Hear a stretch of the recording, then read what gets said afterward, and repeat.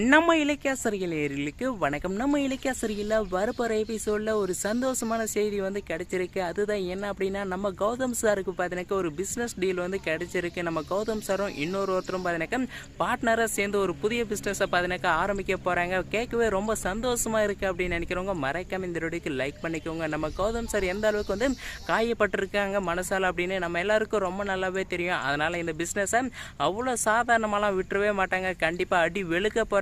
கண்டிப்பாக நம்ம business man Gautham பார்த்தீங்கன்னாக்கா மறுபடியும் அந்த சிட்டிலே பார்த்தீங்கன்னாக்கா நம்பர் 1 பிஸ்னஸ் மேன் அப்படின்ற பேரை பார்த்தீங்கன்னாக்கா மறுபடியும் கண்டிப்பாக வாங்க தான் போகிறாங்க. இந்த எஸ்எஸ்கே, இந்த அஞ்சலி, இந்த பைரவி எல்லாம் என்ன தான் வந்து பிளான் போட்டாலையும் நம்ம கௌதம் சாரை அவ்வளோ ஈஸியாக அழிக்கவே முடியாது. இன்னொரு பக்கம் இந்த பைரவிக்கு நம்ம இலக்கிய ஸ்கூலில் ஆயமா வேலை செய்கிற விஷயம் எப்படியோ வந்து தெரிஞ்சிருக்கு. அது தெரிஞ்சுக்கிட்டு நம்ம இலக்கிய வேலை செய்கிற அதே ஸ்கூலுக்கு பார்த்தீங்கன்னாக்கா இந்த பைரவி வந்து போயிருக்காங்க. எப்படி தெரிஞ்சிருக்கும் அப்படின்னு இது வரைக்கும் தெரியல. கண்டிப்பாக பார்த்தீங்கன்னாக்கா இந்த பைரவிக்கு தெரிஞ்சவங்க யாராச்சும் கால் பண்ணி இப்படி தான் உங்கள் வீட்டு மருமக இந்த இலக்கிய பதினக்கு ஸ்கூலில் ஆயமாக வேலை செஞ்சுட்டு இருக்காங்க, என்னாச்சு உங்கள் குடும்பத்தில் அப்படின்னு மாதிரி யாரும் இந்த பைரவியை பதினக்க தூண்டி விட்டுருக்காங்க. உடனே இந்த பைரவி சரி இந்த இலக்கியாவை கண்டுபிடிச்சி இந்த இலக்கிய கிட்ட போயிட்டு பேசினா தன்னுடைய மகன் கௌதம் எங்கே இருக்கான் அப்படின்னு தெரிஞ்சுக்கலாம் அப்படின்னு மாதிரி சொல்லிட்டு இந்த பைரவி பதினக்க நேராக ஸ்கூலுக்கு கிளம்பி வந்து பார்க்குறாங்க. அந்த சமயம் பார்த்து நம்ம இலக்கிய பதினக்க அந்த ஸ்கூலில் பதினக்க மாப் போட்டு கழுவிட்டு இருக்காங்க. அதை பார்த்தோன்னே இந்த பைரவிக்கு பயங்கரமான ஷாக்கு. அதே சமயத்தில் பயங்கரமாக கோவம் வருது. அதே கோவத்தில் போயிட்டு நம்ம இலக்கிய கிட்ட வந்து கேட்குறாங்க, நீ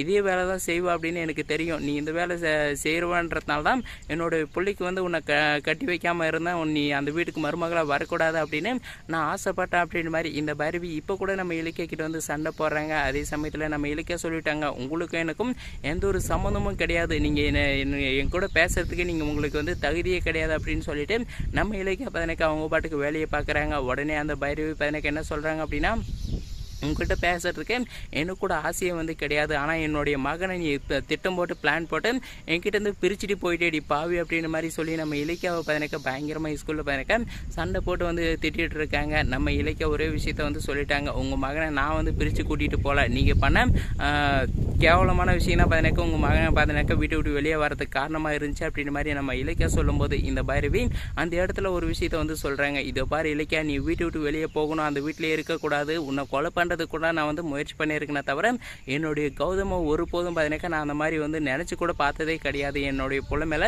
நான் அந்த அளவுக்கு வந்து பாசம் வச்சுருக்கேன் அப்படின்னு மாதிரி இந்த பைரவி வந்து சொல்கிறாங்க. அதே சமயத்தில் அங்கே நடந்ததே வேறு, உன்னை கடத்துறதுக்கு தான் நான் வந்து பிளான் போட்டுட்டு இருந்தேன், ஆனால் அந்த எஸ்எஸ்கே என்ன பிளான் பண்ணாங்க ஏதாச்சும் அப்படின்னு எனக்கு இது வரைக்குமே ஒன்றுமே வந்து புரியல, எப்படி அந்த ரவுடி வந்தான் அப்படின்னு ஒன்றுமே வந்து எனக்கு தெரியல அப்படின்னு மாதிரி இந்த பைரவி பார்த்தீங்கன்னாக்கா நம்ம இலக்கிய கிட்ட சொல்லி புரிய வைக்கிறாங்க. ஆனாலும் பார்த்தீங்கன்னாக்கா நம்ம இலக்கிய பார்த்தீங்கன்னாக்கா உங்ககிட்ட பேசுறதுக்கு எனக்கு விருப்பம் இல்லை அப்படின்னு சொல்லிட்டு கிளம்பும்போது இந்த பைரவி பதினக்க தயவு செய்து என்னுடைய மகனை கூட்டுட்டு நீயும் 2 பேரும் இந்த வீட்டுக்கு வந்துடுங்க அப்படின்னு மாதிரி சொல்லி இந்த பைரவியை பதினக்க நம்ம இலக்கிய கிட்ட வந்து சொல்கிறாங்க, நீ அந்த வீட்டுக்கு வரதில்ல எனக்கு வந்து விருப்பம் கிடையாது தான், ஆனால் இப்போ என்னுடைய மகன் உன் கூட இருக்கான், நீங்கள் 2 பேரும் தயவு செய்து அந்த வீட்டுக்கு வாங்க அப்படின்னு மாதிரி சொல்லி கேட்குறாங்க. ஆனால் நம்ம இலக்கிய கண்டிப்பாக முடியாது அப்படின்னா சொல்ல போகிறாங்க அப்படின்னு நமக்கு ரொம்ப நல்லாவே தெரியும். எப்படியோ ஒரு வழியை நம்ம கௌதம் சாருக்கு வேலை கிடைச்சாச்சு, கூடிய சீக்கிரம் நம்ம இலக்கியாவும் டீச்சர் ஆயிடுவாங்க. அதுக்கப்புறம் நம்ம கௌதம் சாரையும் நம்ம இலக்கியாவும் யாருமே ஒன்றுமே பண்ண முடியாது. வெயிட் பண்ணி பார்க்கலாம். தேங்க்ஸ் ஃபார் வாட்சிங் கைஸ்.